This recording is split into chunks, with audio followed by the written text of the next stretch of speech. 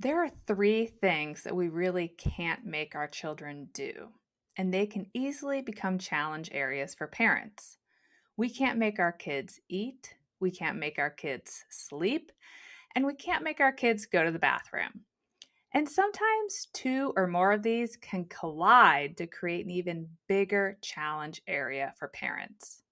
But what we can do in these three areas is set our kids up for success. In this week's episode, I'm going to share my best advice on how to potty train your child without disrupting their sleep. Hi, I'm Allison Egidi, a pediatric sleep and wellness coach and a mom of two. I love to help parents find solutions. This is How Long Till Bedtime.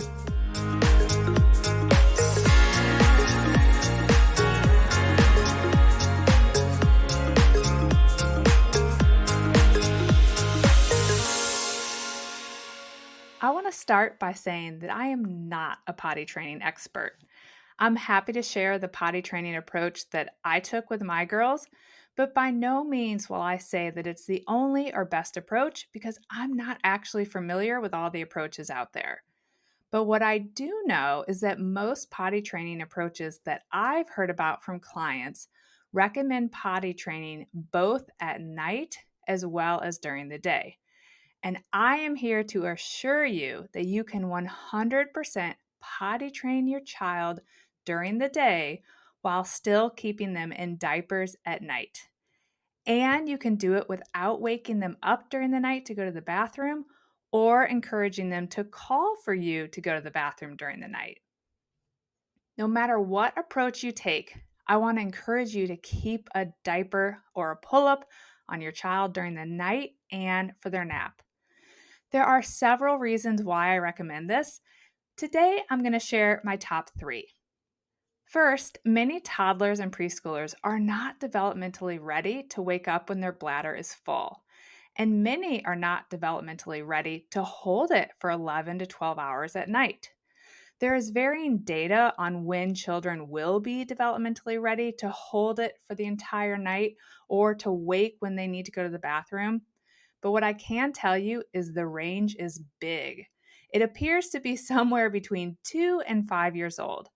I will make a note here that on average, boys tend to be developmentally ready a bit later than girls, but that won't always be the case.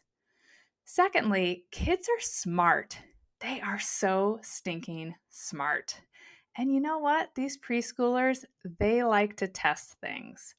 If you have a child who's inclined to test, push limits, or is just generally really curious, if you tell them to call for you if they need to go to the bathroom, chances are the curiosity is going to get the best of them and they're going to experiment with calling for you. Then, if they have any inclination to delay bedtime or to get up during the night, they're going to quickly realize that you're slightly terrified of them wetting the bed, or you're just worried about leaving them if they actually need to go to the bathroom. And then they're going to use it because kids catch on to this sort of stuff very quickly. And you may suddenly find that you have a child who needs to go to the bathroom again right after they've been tucked in at bedtime or multiple times during the night when you know they don't really need to go to the bathroom. They're just using it as an excuse to get out of bed. Third, waking up in a wet bed isn't pleasant for your child, and changing sheets in the middle of the night is not going to be fun for you. You can avoid the unpleasantness for both of you by keeping your child in a pull up or a diaper until they are developmentally ready and mature enough to handle the responsibility of wearing underwear at night. So, what do I recommend doing? First and foremost, I recommend having your child sleeping well before you potty train. That will significantly reduce the chances of you having additional sleep struggles related to the potty training. If you are currently dealing with sleep issues, address those first and then potty train. When you're ready, I recommend deciding on a potty training method and following it to a T, other than the part about naps and nighttime sleep. Don't even mention anything to your child about going to the potty during naps or at nights. Just explain what's happening during the day. And then at nap time, go ahead and put on the pull-up or the diaper without saying anything about it. Less is more. As soon as your child wakes up after their nap, go ahead and take off the diaper and go back to following the plan. Allow your child to try to go potty during the bedtime routine, but don't worry if they don't go because pretty soon they're going to have their diaper back on. So you'll put the diaper back on, and again, don't say anything about it or draw attention to it.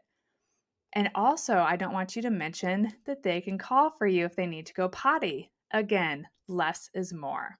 Now, if your child does on their own call for you to go to the bathroom, chances are they probably do need to go, so you can take them.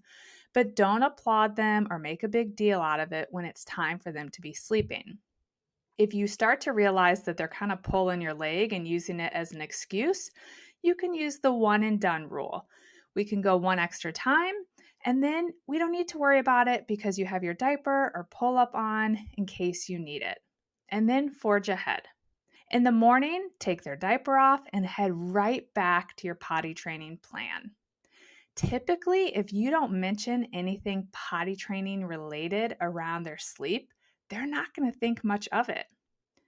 The approach I used with my girls, for example, was a 3-day approach where I put them in undies right when they woke up in the morning, and I literally stuck to them like glue for 3 days. It was pretty exhausting. You had to be stuck to that child for 3 full days.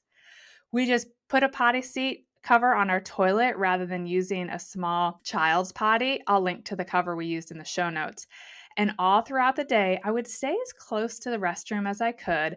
And I would say, let me know when you need to go potty. Let me know when you need to go potty. I swear I said it every 15 minutes. And, after 3 days, they really picked it up. It worked incredibly well. And for the most part, they were fully potty trained after 3 days. I potty trained Addison when she was 2 years and 4 months, and Ainsley right around when she turned 3. So it was really that simple. Oh, I wouldn't say it was simple. It was a long 3 days. But it was that simple as far as addressing their potty training during the day and then putting on that diaper for their naps and for their night sleep. I didn't say anything about it, and neither of them asked to go to the bathroom. Now, some of you may be wondering about potty training if your child is still in the crib. I want to assure you that being ready to potty train is not a reason to move your child out of the crib. I kept my girls in their cribs until they were 4 years old. More on that in a future episode. And as I mentioned, I potty trained one shortly after she turned 2 and the other right around 3.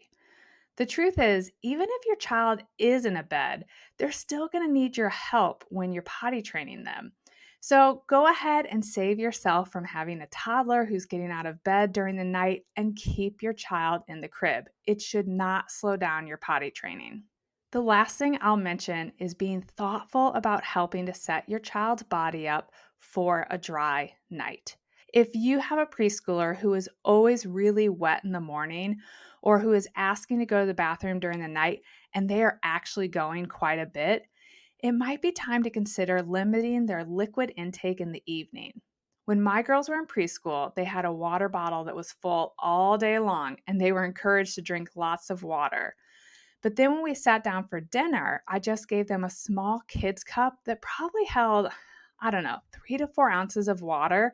I'll link to the cup in the show notes. But that was all that they would get until the next morning.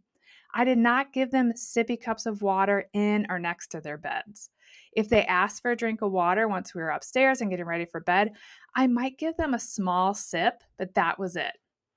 And as they got older and sometimes they would ask questions about it, I would be really honest with them. I would tell them that they were only going to get that small cup of water at dinner because I didn't want their bodies to wake them up to go to the bathroom during the night, and I wanted to help them stay dry during the night. And just as a point of reference, Ainsley, I swear, has never gotten up to go to the bathroom. I'm sure she has at some point, but still, she's 7.5, and she does not get up because I would know the way that door is connected to her room to the bathroom. I would know if she was getting up, and she really does not get up to go to the bathroom. She started to be dry before the age of 2. Granted, I was starting to reduce her liquid intake at that point. Addison took a little longer to be dry during the night. And I can't remember exactly when it was, but she took a little bit longer to stay dry on her own during the night. But same thing, it happened naturally. Now I will tell you, she is someone who is prone to get up between 4 and 5 a.m. and go to the restroom. But when she was younger and still in the crib, it really wasn't an issue. So both girls were in the crib when they were potty trained. Both girls stayed in diapers until after the age of 3, even though they had been dry, both of them, for well over 6 months. I just kept it as a backup, so I didn't have to even take the risk that we would have an issue during the night. So there you have it. Those are my tips for potty training without disrupting your child's sleep. If you found this episode helpful and know a friend who hasn't potty trained their child yet, it would mean the world to me if you'd share this episode with them. I also want to mention that my preschool sleep program that comes with a 2-hour live Zoom workshop and 5 Zoom check-in calls starts on January 6th.